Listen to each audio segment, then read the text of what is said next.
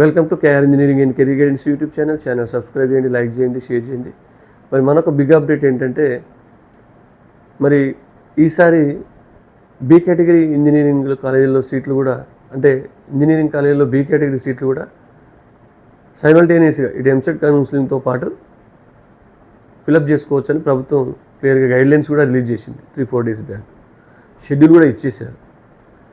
మరి 70% సీట్లు మనకు ఎంసెట్ ఏ కేటగిరీ అంటే కన్వీనర్ కోటా ద్వారా ఫిలప్ అయితే 30% సీట్లు మనకు బి కేటగిరీలో, అంటే మనకు ఎంసెట్ ర్యాంక్ ద్వారా కావచ్చు, జేఈ స్కోర్ ద్వారా కావచ్చు, నెక్స్ట్ ఇంటర్ మార్క్స్ ద్వారా కావచ్చు, నెక్స్ట్ ఎన్ఆర్ఐస్ కోటాలో కూడా మీకు సీట్లు ఫిలప్ చేయబడతాయి.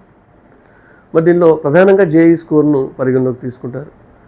మరి బి కేటగిరీ నోటిఫికేషన్స్ అయితే వస్తున్నాయి. మరి మేము కాలేజీలకు అప్లై చేసుకుంటే ఈ 30% సీట్లు నిజంగా వాళ్ళు మెరిట్ ప్రకారం ఇస్తారా సార్ అంటే ఇది $100,000 క్వశ్చన్.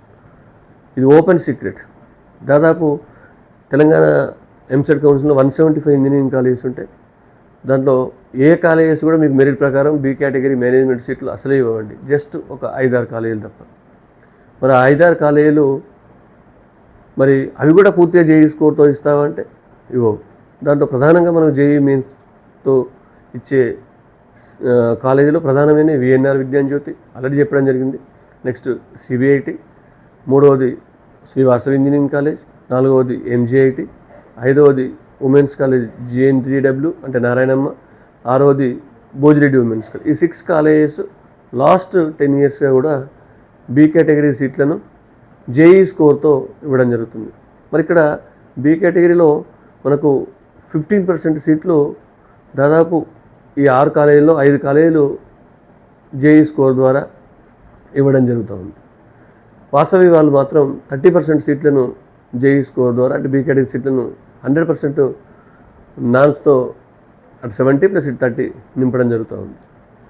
మరి ఈ మిగతా 5 కాలేజీలు 15% వరకు సీట్లు అయితే జేఈ స్కోర్తో ఇస్తున్నాయి. మరి ఇక్కడ యాక్చువల్లీ బి కేటగిరీ ఏంటంటే అయితే జేఈ స్కోర్ ఉన్న వాళ్ళు అందుబాటులో లేకపోతే నెక్స్ట్ ఎంసెట్ ర్యాంక్ వాళ్ళకి అప్లికెంట్స్లో అప్లై చేసుకున్న వాళ్ళ దాంట్లోనే ఎంసెట్ ర్యాంక్ వాళ్ళు కూడా అందుబాటులో లేకపోతే ఇంటర్లో మంచి స్కోర్ ఉన్న వాళ్ళకు సీట్లు ఇవ్వాలి. ఇది గైడ్లైన్స్లో ఉంటుంది. బట్ మెజారిటీ ఈ కాలేజీలో సీట్లు జేఈ స్కోర్ వాళ్ళతో ఫిలప్ అయిపోయి ఉంటారు. ఎందుకంటే ఆల్రెడీ జేఈలో మనకు 97 ఆ ఎబోవ్ వస్తేనే సీట్ వస్తుంది జోసాలో. మరి మిగతా వాళ్ళందరూ 96 కానీ 95 కానీ 90 వాళ్ళు ఉన్నా కానీ 85 ఎబోవ్ కానీ 80 ఎబోవ్ కానీ వీళ్ళందరూ ఈ స్కోర్తో వాళ్ళు బి కేటగిరీస్ ఈ 6 కాలేజెస్కి అప్లై చేస్తారు.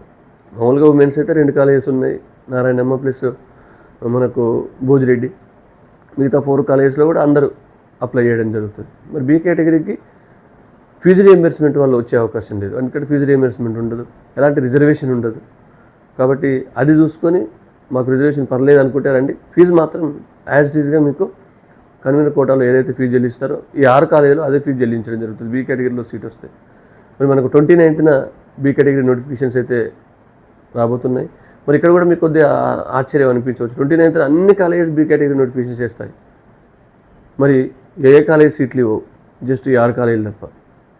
వాళ్ళు మీరు అప్లై చేసుకుంటే డైరెక్ట్గా మీరు అప్రోచ్ అయినప్పుడు అమౌంట్ ఇవ్వండి, సీట్లు ఇస్తామని రేట్ పెట్టి సీట్లు అమ్ముకోవడం జరుగుతుంది. ఇది ఓపెన్ సీక్రెట్, లాస్ట్ ఇయర్ చాలా సంవత్సరాల నుంచి జరుగుతూ వస్తున్నది. బట్ ఇవి మాత్రం త్రూ మెరిట్ అప్లికేషన్స్లో జేఈ వాళ్ళు ఎంతమంది ఉన్నారో చూసి దాని మెరిట్ ప్రకారం ఈ 6 కాలేజెస్ ఇవ్వడం జరుగుతుంది. కాబట్టి ఈ అవకాశాన్ని యూటిలైజ్ చేసుకోండి.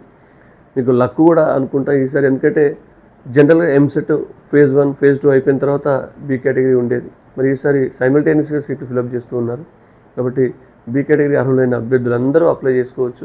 జేఈలో మినిమం పర్సంటేజ్ ఎంత ఉండాలని కూడా రూల్ ఏం లేదు, ఏదైనా అప్లై చేసుకొని.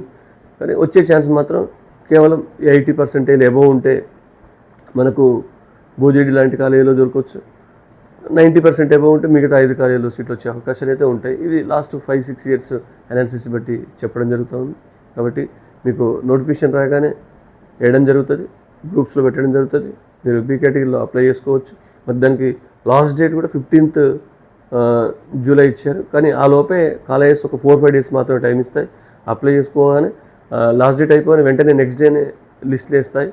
మీకు ఆ లిస్ట్ ప్రకారం మీరు కాలేజీలో డైరెక్ట్గా డాక్యుమెంట్స్ అండ్ ఫీజుతో అక్కడే ప్రత్యక్షంగా వెళ్ళి జాయిన్ అవ్వచ్చు. ఇది బీ కేటగిరీకి సంబంధించిన ఇన్ఫర్మేషన్. కాబట్టి అన్ని కాలేజీలో రూల్ ప్రకారం గైడ్లైన్స్ ప్రకారం నోటిఫికేషన్ వేయాలి, కానీ వేస్తాయి తప్ప సీట్లు జస్ట్ ఈ 6 కాలేజ్ తప్ప. దీన్ని కూడా పేరెంట్స్ గుర్తించాలని తెలియజేస్తూ ముగిస్తున్నాను. Thank you.